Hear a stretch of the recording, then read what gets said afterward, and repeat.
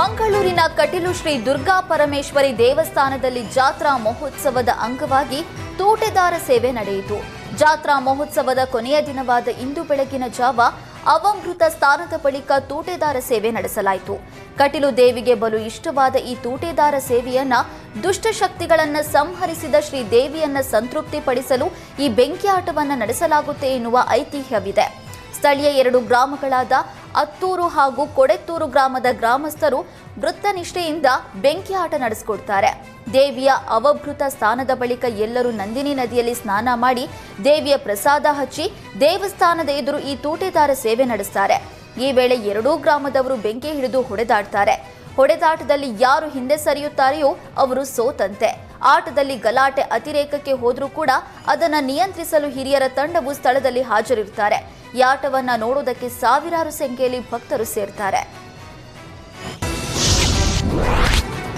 ಅಕಾಲಿಕ ಮಳೆಯಿಂದ ಮಾರುಕಟ್ಟೆಯಲ್ಲಿ ಟೊಮ್ಯಾಟೊ, ಈರುಳ್ಳಿ ದರ ಏಕಾಏಕಿ ಕುಸಿತವಾಗಿದ್ದಕ್ಕೆ ರೈತ ತಾನು ಬೆಳೆದ ಬೆಳೆಯನ್ನೇ ಕಿತ್ತು ಎಸೆದಿದ್ದಾನೆ.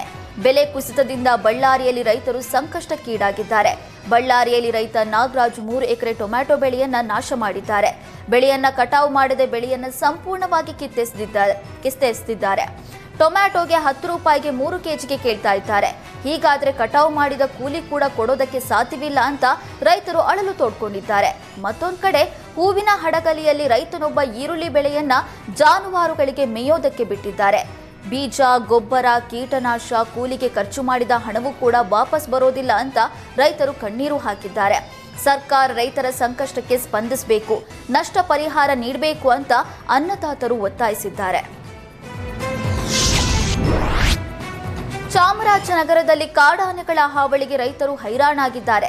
ಚಾಮರಾಜನಗರದ ಮೂಕನಪಾಳ್ಯದಲ್ಲಿ ತೋಟ ಹಾಗೂ ತೋಟದ ಮನೆ ಮೇಲೆ ಕಾಡಾನೆ ದಾಳಿ ನಡೆಸಿದೆ. ಕಾಡಾನೆ ದಾಳಿಯಿಂದ ಮೂಕನಪಾಳ್ಯ ನಾಗೇಶ್ ನಾಯ್ಕ್ ಎಂಬುವರ ಮನೆಗೆ ಹಾನಿಯಾಗಿದೆ. ನಾಗೇಶ್ ನಾಯ್ಕ್ ಸಂಬಂಧಿಕರ ಮದುವೆಗೆ ಹೋಗಿದ್ದಾಗ ಕಾಡಾನೆ ದಾಳಿ ನಡೆಸಿದೆ. ಮನೆಯಲ್ಲಿ ಯಾರೂ ಇಲ್ಲದೆ ಇದ್ದಿದ್ರಿಂದ ಅನಾಹುತ ತಪ್ಪಿದೆ. ತೋಟಕ್ಕೆ ನುಗ್ಗಿರುವ ಆನೆ ಬೆಳೆ ಹಾಗೂ ಮನೆ ಮೇಲೆ ದಾಳಿ ನಡೆಸಿ ಹಾನಿಗೊಳಿಸಿದೆ. ಆನೆ ದಾಳಿ ಹಾವಳಿ ಬಗ್ಗೆ ಅರಣ್ಯಾಧಿಕಾರಿಗಳಿಗೆ ಹಲವು ಬಾರಿ ಮಾಹಿತಿ ನೀಡಿದ್ರೂ ಕೂಡ ಕ್ರಮ ವಹಿಸ್ತಾ ಇಲ್ಲ ಅಂತ ಆರೋಪಿಸಿದ್ದಾರೆ. ಮನೆ ಕಳೆದುಕೊಂಡ ರೈತ ಸೂಕ್ತ ಪರಿಹಾರಕ್ಕೆ ಮನವಿ ಮಾಡಿದ್ದಾರೆ. ಧಾರವಾಡದಲ್ಲಿ ಕಳೆದ 10 ವರ್ಷದಿಂದ ಮಂದಗತಿಯಲ್ಲಿ ಸಾಗ್ತಾ ಇದ್ದ ಗಾಂಧಿ ಭವನ ಕಾಮಗಾರಿ ಕೊನೆಗೂ ಪೂರ್ಣಗೊಂಡಿದೆ. ಧಾರವಾಡದ ಹೊಸ ಬಸ್ ನಿಲ್ದಾಣದ ಹಿಂದೆ 3 ಕೋಟಿ ವೆಚ್ಚದಲ್ಲಿ ಗಾಂಧಿ ಭವನ ನಿರ್ಮಾಣವಾಗಿದೆ. ಇಂದು ಸಚಿವ ಸಂತೋಷ್ ಲಾಡ್ ಗಾಂಧಿ ಭವನವನ್ನು ಉದ್ಘಾಟನೆ ಮಾಡಿದ್ದಾರೆ.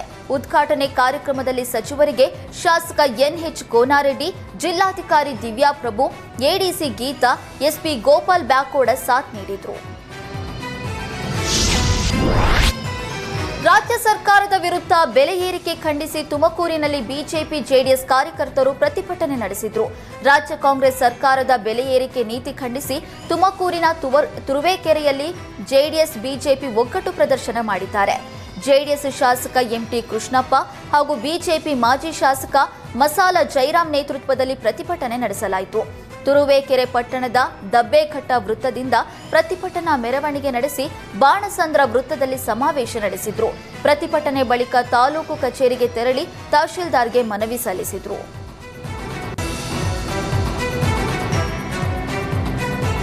ಜಯ ಕರ್ನಾಟಕ ಸಂಘಟನೆ ಸಂಸ್ಥಾಪಕ ಅಧ್ಯಕ್ಷ ಮುತ್ತಪ್ಪ ರೈ ಅವರ ಪುತ್ರ ರಿಕ್ಕಿ ರೈ ಮೇಲಿನ ಗುಂಡಿನ ದಾಳಿ ಖಂಡಿಸಿ ಜಯ ಕರ್ನಾಟಕ ಸಂಘಟನೆ ಕಾರ್ಯಕರ್ತರು ಪ್ರತಿಭಟನೆ ನಡೆಸಿದರು. ಧಾರವಾಡ ಜಿಲ್ಲಾಧಿಕಾರಿ ಕಚೇರಿ ಎದುರು ಪ್ರತಿಭಟನೆ ನಡೆಸಿ ಕೂಡಲೇ ಆರೋಪಿಗಳ ಬಂಧನಕ್ಕೆ ಒತ್ತಾಯಿಸಿದರು. ರಿಕ್ಕಿ ರೈ ಹತ್ಯೆ ಮಾಡುವ ಉದ್ದೇಶದಿಂದಲೇ ಗುಂಡಿನ ದಾಳಿ ನಡೆಸಲಾಗಿದೆ. ರಿಕ್ಕಿ ರೈ ಮೇಲೆ ಗುಂಡಿನ ದಾಳಿ ನಡೆಸಿದವರನ್ನ ಎನ್ಕೌಂಟರ್ ಮಾಡಬೇಕು ಅಂತ ಆಗ್ರಹಿಸಿದ್ದಾರೆ. ಜಿಲ್ಲಾಧಿಕಾರಿ ಮೂಲಕ ರಾಜ್ಯ ಸರ್ಕಾರಕ್ಕೆ ಮನವಿ ಸಲ್ಲಿಸಿದರು.